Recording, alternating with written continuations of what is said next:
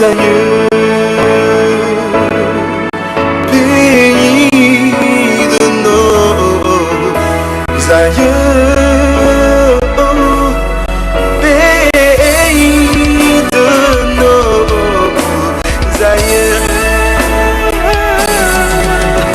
pays de nos aïeux.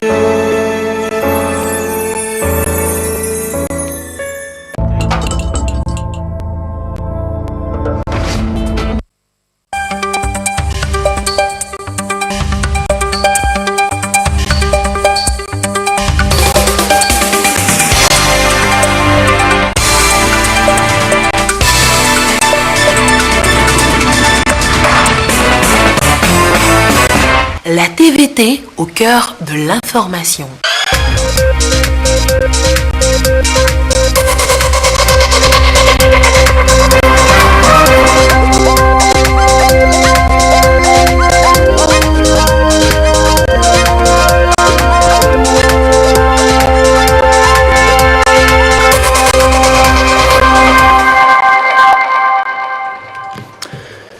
Merci de votre attention. L'actualité ce mercredi, le message à la presse togolaise et aux populations du ministre en charge de la communication adresse à l'occasion de la 25e journée internationale de la liberté de la presse. Ce sera demain 3 mai.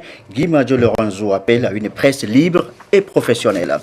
Également dans cette édition, nous reviendrons sur la célébration hier de la fête du 1er mai, la fête des travailleurs, agents et employés ensemble dans la réjouissance. Nous ferons ce soir encore le tour de certains ministères et sociétés. Enfin, nous irons aussi sur les sentiers de l'amour, recueil de poèmes parus aux éditions Aoudi. Son auteur y raconte la vie, les délices, les déceptions, l'amertume. Voilà, madame, monsieur le sommaire, bienvenue aux 20h. Bonsoir à tous. Une presse libre et professionnelle veut exprimer, vous allez l'entendre, par Guy Madjo Lorenzo, ministre en charge de la communication. Il s'exprime à l'occasion de la 25e journée internationale demain de la liberté de la presse. L'accent cette année est mis sur les nouveaux médias, la presse en ligne notamment, avec ce thème médias, justice et état de droit, les contrepoids du pouvoir. L'essentiel du message avec Prudence Zinsou. Près de 3 décennies après l'adoption de la déclaration de Windhoek sur le pluralisme et l'indépendance des médias et 25 ans après la proclamation de la Journée mondiale de la liberté de la presse par les Nations Unies, le Togo maintient le cap de la mise en œuvre de ces règles et principes démocratiques et des libertés qui en découlent, mais devra relever certains défis liés aux nouveaux médias. D'ailleurs, la 25e Journée internationale de la liberté de la presse va non seulement aborder les questions des médias et de la transparence du processus politique, de l'indépendance du système judiciaire et de ses connaissances en matière de médias et de la responsabilité des institutions de l'État vis-à-vis du public, mais aussi examiner les défis actuels de la liberté de la presse en ligne. L'appel lancé par les Nations Unies à tous les pays pour la circonstance à faire davantage que la liberté de la presse soit respectée et les journalistes protégés cadre si bien avec la dynamique amorcée par le Togo en la matière. Convaincus du rôle que la liberté de la presse joue dans tout régime démocratique, les autorités togolaises ont depuis 1992 donné un ancrage constitutionnel à cette liberté. D'où l'article 26 de la Constitution togolaise qui dispose que la liberté de la presse est reconnue et garantie par l'État. Elle est protégée par la loi. Toute personne a la liberté d'exprimer et de diffuser par parole, écrit ou tous autres moyens ses opinions ou les informations qu'elle détient dans le respect des limites définies par la loi. Depuis lors, du chemin a été fait avec le vote en 1998 de la loi portant code de la presse et de la communication, modifiée en 2002 et en 2004 pour tenir compte du contexte national et international. La consolidation des acquis de la liberté de la presse au Togo reste de mise.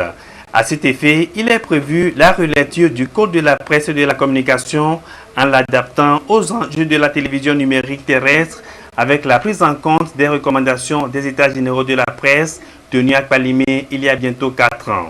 Dans le but de consolider les acquis de la liberté de la presse et d'ouvrir de nouveaux chantiers comme les États généraux de la presse l'ont recommandé, le gouvernement togolais travaille d'arrache-pied pour la relecture du Code de la presse et de la communication. Ceci doit nous permettre de prendre en compte les nouveaux médias, c'est-à-dire les médias en ligne, et de répondre aux exigences de la télévision numérique terrestre. Fidèle à ses engagements nationaux et internationaux, le gouvernement togolais, sous l'impulsion du chef de l'État, son Excellence, M. Faure Essozimna Gnassingbé, président de la République, a fait voter en 2016 la loi portant liberté d'accès à l'information et à la documentation publique et signé dans la foulée son décret d'application.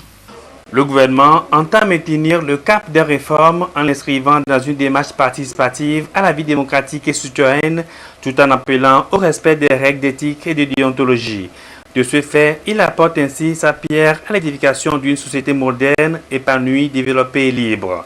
D'où le thème « Médias, justice et état de droit, les contrepoids du pouvoir ».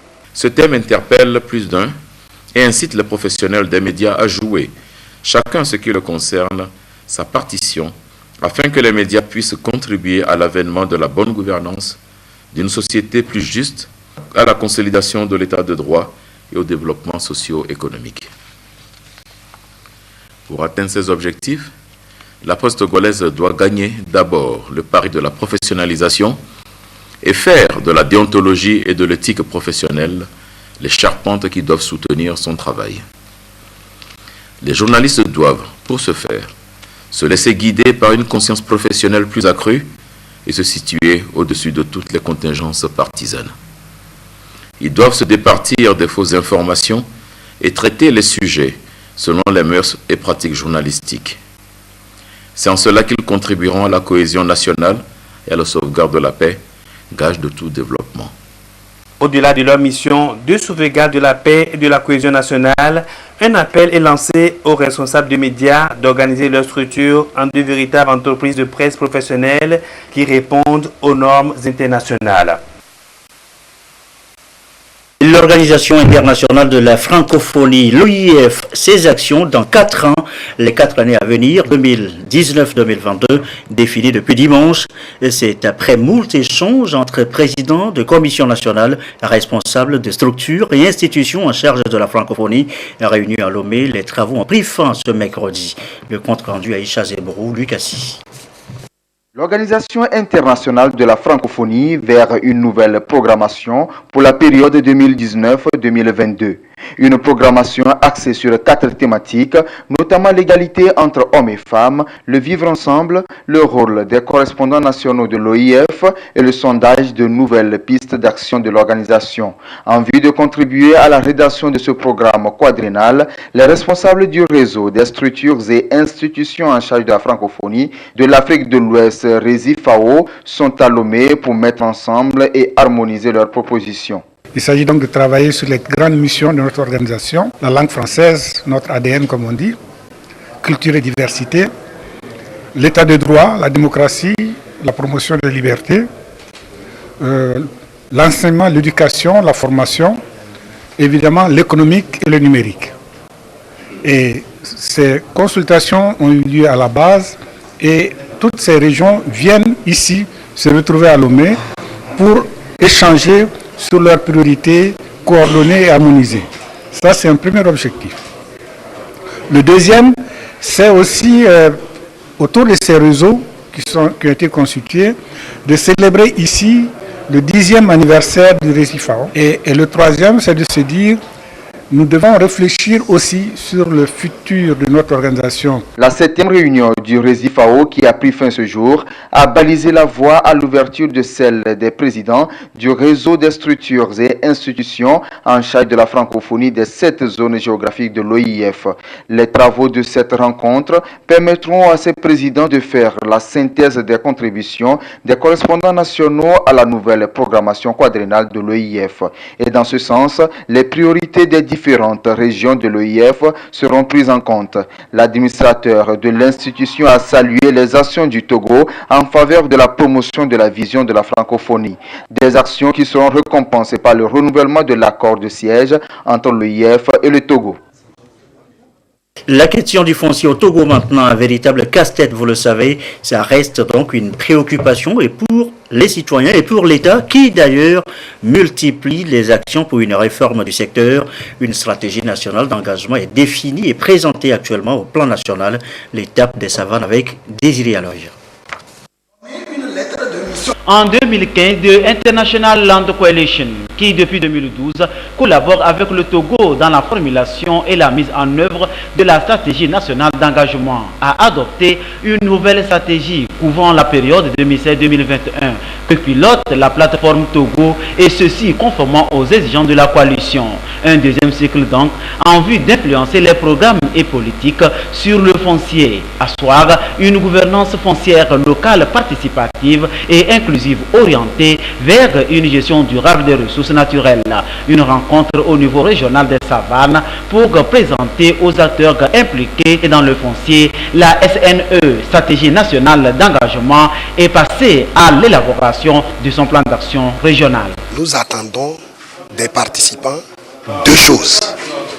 Un, la mise en place d'une plateforme régionale qui va se rencontrer de temps en temps pour penser sur les problèmes fonciers au niveau de la région des savanes et proposer des pistes de solutions qui seront désormais soumises aux décideurs locaux. La deuxième chose que nous attendons des participants de cet atelier, c'est de produire d'ici fin octobre un plan d'action régional. Ils vont recenser les problèmes fonciers au niveau de la région et mettre en place un plan d'action régional pour 2019. Et après, on va faire la mobilisation des ressources pour la mise en œuvre de ce plan d'action. C'est une dynamique qui s'opère. Le réseau des femmes pour le développement de la région des savanes en est l'acteur. L'enjeu entreprend des actions de plaidoyer au niveau local, national pour une réforme foncière. Le foncier est derrière l'agriculture avec notamment ce projet Fin Zéro évoqué ce soir. Où en est-on exactement dans sa réalisation? Eh bien, une revue stratégique vient d'être faite. Voici les précisions d'ailleurs avec Emmanuel Kalgora et Yatar Adem. La sécurité alimentaire, améliorer la nutrition et promouvoir l'agriculture d'ici à 2030, tels sont les axes stratégiques visés par le Programme alimentaire mondial PAM à travers une revue stratégique dénommée Fin Zéro. Il est alors question d'examiner la situation de la faim au Togo, de la malnutrition et de l'insécurité alimentaire en vue de proposer des actions en termes de projets et de programmes. Ceci permettra à l'État et ses partenaires de rationaliser les investissements dans le secteur agricole et atteindre l'objectif de développement durable 2. Désignée facilitatrice par le PAM en décembre 2017 pour conduire l'examen stratégique Fin Zéro au Togo, Madame Suzanne Aro Assouma a commis le cabinet AgroConseil Plus pour le réaliser. Et dès lors, une étude stratégique a été menée dans les différents domaines cibles, d'où cette réunion consacrée aux résultats à mi-parcours. Les informations recueillies devront servir à rédiger le rapport provisoire qui sera ensuite finalisé et soumis à validation à un comité technique avant toute appropriation au plan national. À noter que le personnel médical qui s'occupe des traumatismes dans les structures sanitaires de la région de la Kara vient de bénéficier d'une formation, notamment sur la prise en charge des lésions musculaires et les fractures. Avec ces connaissances reçues, eh bien, ce personnel doit être en mesure de traiter mieux maintenant les patients victimes de traumatismes. Nestor Mozou à Kara. La formation a duré une semaine. Les participants issus des différents centres de santé de la région de la Kara ont passé ce temps à suivre les spécialistes sur la meilleure manière de prendre en charge les patients souffrant de lésions musculaires avec fractures. Une formation qu'ils ont eue grâce à la fondation AO Alliance. Notre objectif, c'est de permettre à nos collaborateurs de prendre en charge correctement les blessés, même sans bloc opératoire.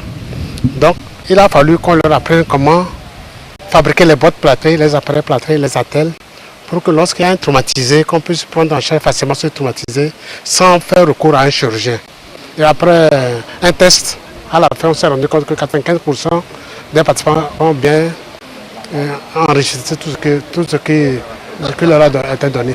Les formateurs ont mis à la disposition des participants les connaissances nécessaires. Les bénéficiaires de la formation estiment avoir eu le bagage suffisant pour donner le traitement adéquat aux traumatisés. Quand les cours ont commencé, on a constaté que notre état de connaissance était vraiment inférieur. Mais aujourd'hui, en sortant d'ici, le cours nous a permis de relever notre niveau par rapport à la prise en charge des traumatisés. Donc c'est un plus que nous avons gagné pendant cette formation. Pendant la formation, nous avons appris beaucoup de choses. Comment déplacer les fracturés du rachis par exemple. Comment poser certains plâtres que nous ne faisions pas avant. Nous n'avons pas vraiment les techniques. Il y a les nouvelles techniques aussi qui nous ont montré que nous avons appris aujourd'hui. On nous a donné des notions de base. Les premiers gestes qu'il faut poser auprès des malades traumatisés qui arrivent, ce qu'il faut faire, ce qu'il ne faut pas faire et le temps qu'il faut pour l'envoyer vers le spécialiste. Donc on nous a donné ces notions-là et si possible même de poser certains gestes techniques qu'on réservait aux spécialistes. On nous a donné des compétences nécessaires pour poser ces gestes-là. La région des Plateaux a été la première à bénéficier de cette formation de la fondation AO Alliance. Après Kara, cette fondation a ciblé la région maritime pour accueillir la même formation en 2019. Souvent stigmatisée, elle manque aussi parfois de formation adéquate et de qualité. Deux projets ambitionnent désormais de répondre à cette préoccupation des personnes en situation de handicap. Ils viennent, ces projets, d'être lancés. Les précisions Ornella Lagbé et de Douaré. La scolarisation et l'emploi des personnes handicapées demeurent un défi à relever, aussi bien par l'État que ses partenaires, notamment les organisations de la société civile. La discrimination, le manque d'outils d'éducation et de formation, l'inadaptation des postes de travail sont entre autres obstacles auxquels fait face cette population souvent marginalisée. Ces deux projets vont donc faciliter l'accès à l'éducation et à un emploi décent aux personnes en situation de handicap au Togo. Au niveau du projet d'éducation inclusive, le matériel pédagogique sera adapté pour les enfants.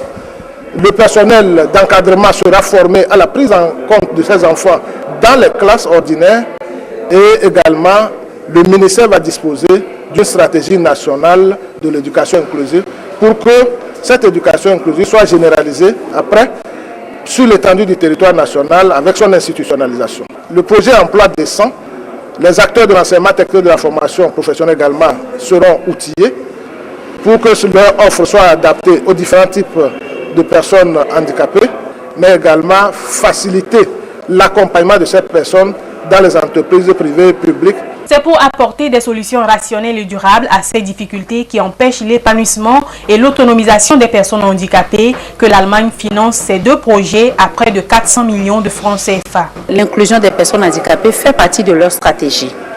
Et CBM avait contribué à l'élaboration de ces stratégies en Allemagne. Et donc, représentant l'organisation sur le terrain au Togo, il est de bon ton que le plan d'action soit traduit dans les faits.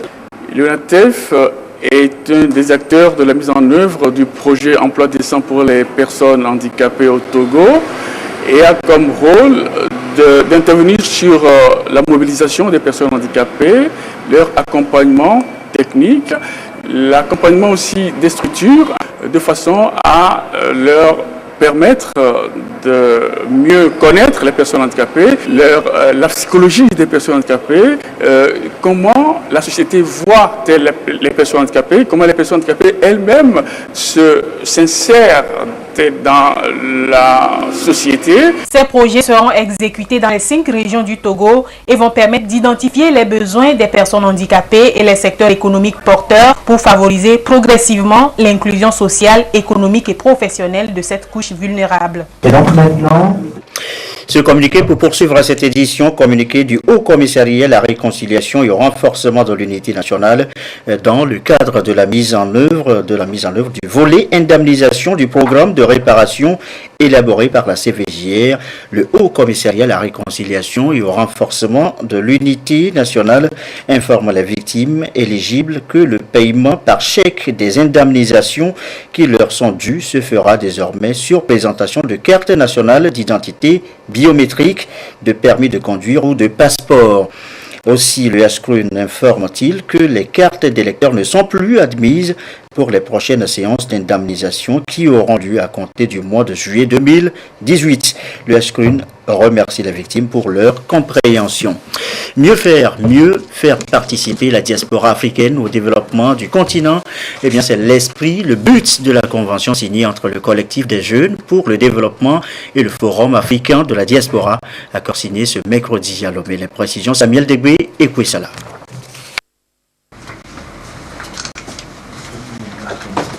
Cette signature de convention définit les termes de la collaboration entre la cellule diaspora du collectif des jeunes pour le développement CJD et le Forum africain de la diaspora. Les deux organisations se mettent en synergie pour mieux promouvoir l'union entre les peuples et surtout permettre à la diaspora de mieux contribuer au développement de leur État respectif. Nous avons donc installé une cellule appelée MDD, donc Maison de la diaspora pour le développement au CJD. Et puis cette maison, pour qu'elle puisse aussi fonctionner, eh bien, elle ne devrait pas s'occuper seulement des Togolais de l'extérieur, mais d'abord commencer à s'intéresser aux autres membres de la diaspora chez nous, qui vivent chez nous, qu'ils partagent leurs expériences avec nous. Et c'est ce qui a motivé cette idée. Et nous avons trouvé donc dans l'ADF Togo eh bien, des valeurs qui nous sont communes. Nous avons vu qu'ils se battaient pour les mêmes valeurs et c'est quand même une grande organisation. Les Togolais qui vivent aussi au Nigeria, en Côte d'Ivoire et les autres pays, ils ont besoin de nous. Parce que, par exemple, aujourd'hui, s'il y a un Togolais qui vit en Lagos et il y a un problème, il peut appeler le bureau de la diaspora togolaise au Togo. Maintenant, si tu attends que ce problème va résoudre par des ambassadeurs, il y a des pays que le Togo n'est pas l'ambassade. Notre objectif, ce n'est pas politique. C'est pour l'intégration, la unité d'Afrique et vivre ensemble. 33 communautés sont membres du Forum africain de la diaspora. Le Nigérien Amos Mouzahan, président de cette organisation, a salué la politique de paix et de vivre ensemble prônée par le chef de l'État. Il nourrit l'espoir d'une collaboration franche et fructueuse, une collaboration à travers laquelle les Togolais de la diaspora disposent désormais d'un cadre officiel pour partager leurs préoccupations, coordonner les idées en vue de contribuer efficacement au développement du pays.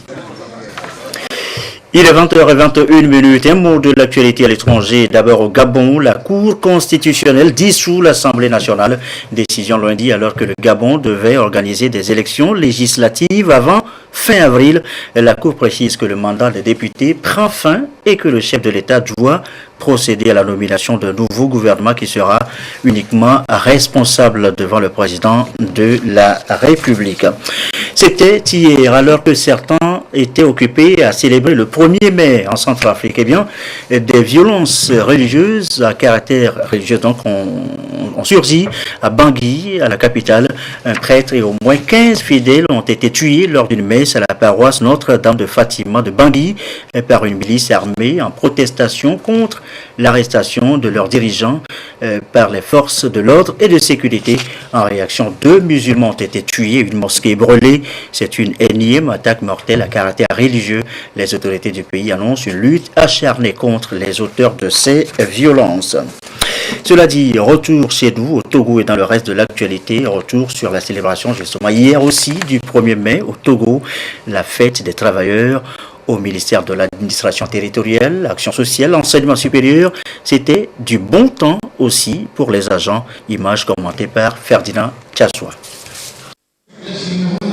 À l'université de Lomé, le ministre de l'Enseignement supérieur et de la Recherche, le corps enseignant ainsi que le personnel administratif célèbrent la journée du travailleur dans une ambiance de joie et de partage. À cette heureuse circonstance, les responsables des syndicats des travailleurs de l'université de Lomé ont salué les efforts du gouvernement dans la promotion du personnel et la modernisation des infrastructures.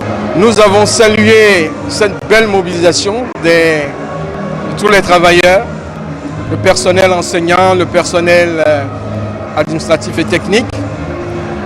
Et nous les avons rassurés quant à l'accompagnement du gouvernement qui reste à leur écoute et dans l'action qui est engagée pour faire en sorte que les conditions de vie et de travail s'améliorent, le gouvernement restera fidèle à ses engagements. Ils ont réitéré leur engagement à œuvrer pour la culture de l'excellence à l'Université de Lomé.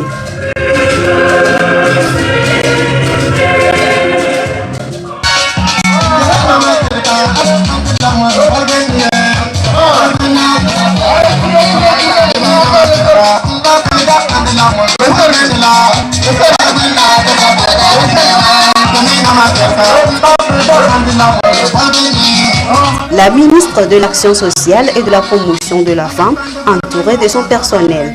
Un moment de partage, mais aussi de bilan. Nous, en tant que personnel, nous avons profité pour adresser quelques doléances à Madame la ministre, notamment le renforcement des capacités du personnel qu'elle a commencé. Nous l'avons encouragé à continuer.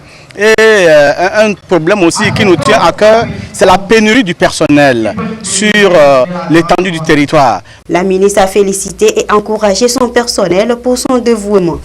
J'exprime mes sincères félicitations et mes remerciements pour votre sens du sacrifice et du civisme, votre volonté de servir, votre dévouement à la tâche, votre patriotisme, votre sens du devoir bien fait, ce qui nous permet déjà d'espérer de bons résultats pour cette année.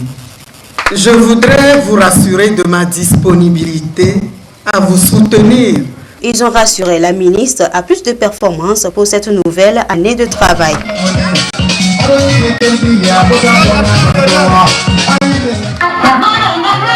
Le ministre Payadoa Boupessi, entouré de ses collaborateurs, a échangé avec le personnel du ministère de l'administration territoriale, de la décentralisation et des collectivités locales. En prélude, un cahier de doléances a été soumis à son appréciation. En réponse aux doléances, le ministre Boupessi a promis s'y pencher dans les prochains jours, surtout que les différentes requêtes concourent à la bonne marche des activités au sein de son département. C'est un grand jour depuis 1886. Et c'est un plaisir de partager cela ensemble. Si les bâtiments des bureaux ne sont pas connectés, les gens ne pourront pas travailler. Ils sont présents, on va payer, mais ils ne vont pas travailler. Donc, ça c'est vraiment une doléance très responsable et que nous apprécions.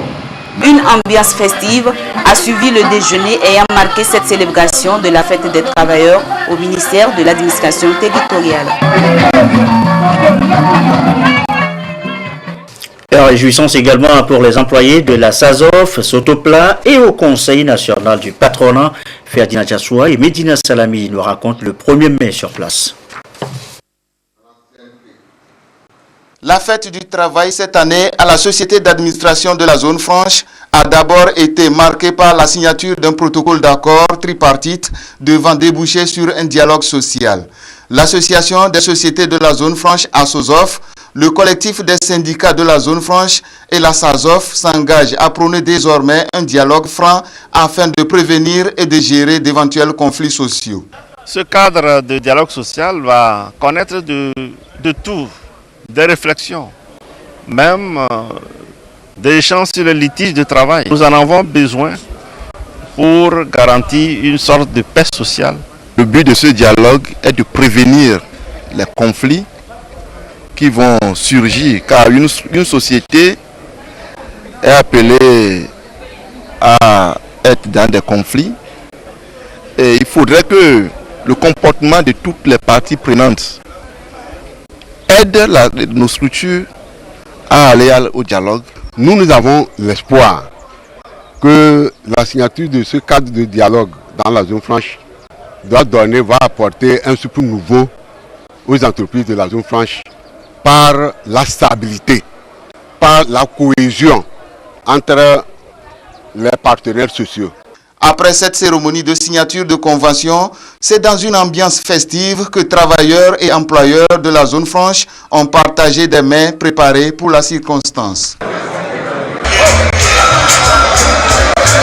À la Société togolaise des plaques Sotopla, le personnel réuni autour du directeur général a célébré la fête du 1er mai, fête des travailleurs. Occasion pour relever les différentes avancées dans l'amélioration des conditions de vie et de travail des employés et de définir des perspectives. Aujourd'hui, nous sommes arrivés à doter nos services, nos différents services avec de matériel de haute technologie, de matériel exactement qu'on utilise dans tous les pays, en Hollande, en France, en Belgique, un peu partout aux États-Unis. Nous cherchons à aller toujours de l'avant. Ils ont demandé, nous allons nous battre pour répondre, n'est-ce pas, à sa juste mesure et donner une réponse réelle, concrète et satisfaisante au personnel. Et le travail, c'est dans la convivialité, dans l'échange, le partage que nous suivons les réformes de l'État. Le directeur général a invité tout le personnel au respect scrupuleux des cahiers de charges dans leurs prestations.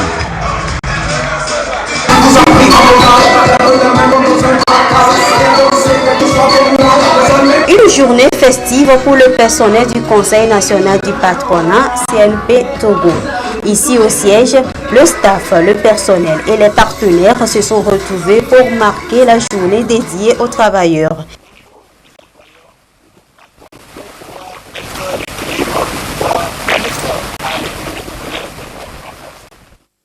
Voilà, un petit souci de son sur ce sujet du patronat, sujet sur lequel nous reviendrons dans nos prochaines éditions. La suite, c'est la fin de la séance de formation pour les membres de la Haute Autorité de prévention et de lutte contre la corruption et les infractions assimilées. 3 semaines de séance sur la passation des marchés publics sanctionnés par une attestation d'Ede Koussao. Carmen Madji Akapo pour le compte rendu. Ils sont les membres et le personnel d'appui de la Haute Autorité de prévention et de lutte contre la corruption et infractions assimilées à Plusia. Ils sont désormais aptes à mieux gérer, contrôler, monter les dossiers pour assurer leurs commandes et être en mesure de régler les affaires liées au marché public. C'est grâce à 3 sessions de formation qui leur ont été assurées par l'Autorité de régulation des marchés publics ARMP. Cette formation devait nous permettre de conclure les marchés publics en respectant la réglementation en vigueur. Le domaine le plus exposé à la corruption, ce sont les marchés publics. Sur le plan international, il est devenu constant que 10 à 25% des crédits prévus pour les marchés publics sont absorbés par le flot de la corruption. Donc nous devons être en mesure d'étudier les affaires relatives aux marchés publics. À la fin de cette formation, je peux vous affirmer que nos attentes ont été comblées.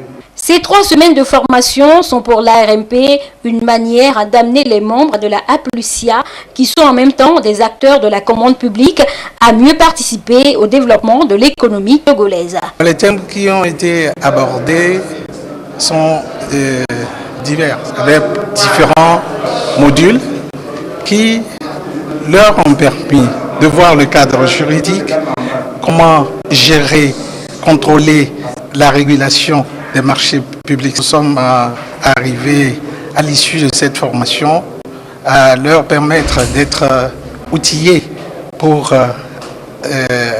assurer leur acquisition publique et puis leur permettre d'exercer en partie la mission qui incombe à Plusia. Les membres de la Haute Autorité de prévention et de lutte contre la corruption et infractions assimilées ont été nommés en janvier 2017 par le président de la République.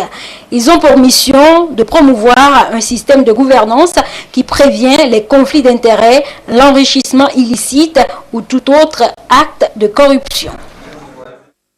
Enfin, le chant littéraire togolais qui s'élargit avec un nouveau recueil de poèmes sur les sentiers de l'amour, c'est le titre.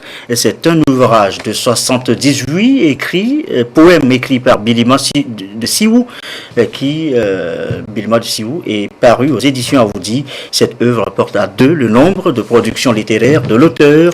Dans ce recueil, il célèbre l'amour, les délices de la vie, mais aussi l'amertume et la déception en amour. Philippe Badier, Augustin Kossi. L'amour, un sujet romantique, très goûté en poésie, surtout lorsqu'il s'agit d'un amour perdu. C'est une odyssée imaginaire dans laquelle les poètes ont tout le temps exposé les fantasmes de l'amour, les plaies, les douleurs que provoque l'amour impossible ou amour avorté.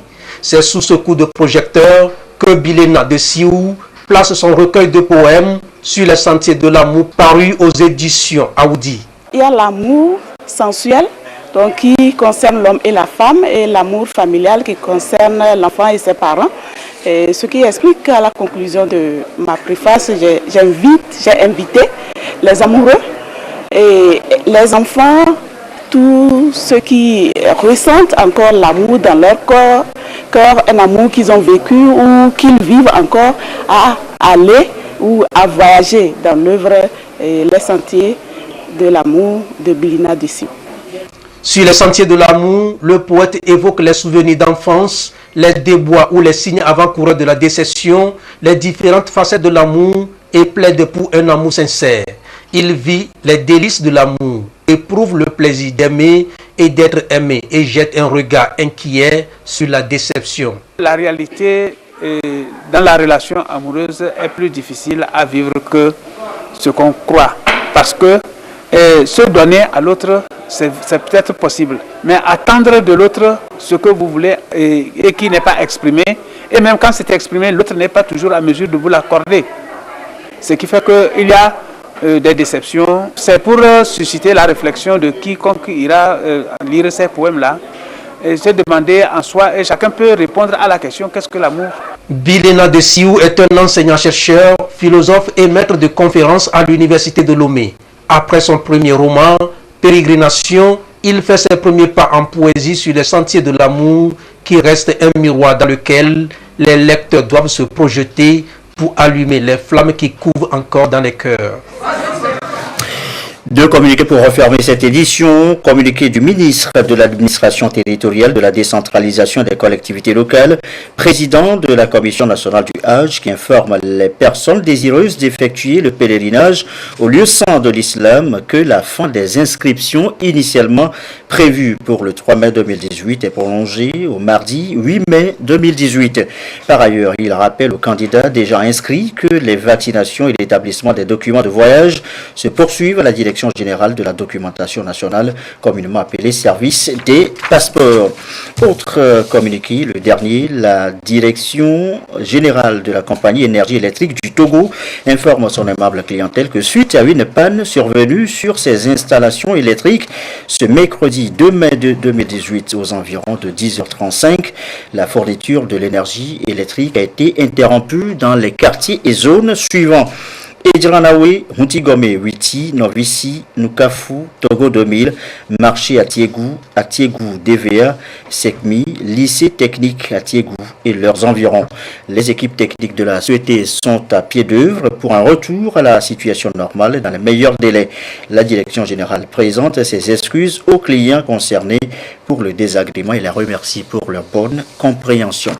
Merci à vous qui nous suivez ce soir à Sokolé et comme d'habitude, toujours fidèlement, très belle soirée.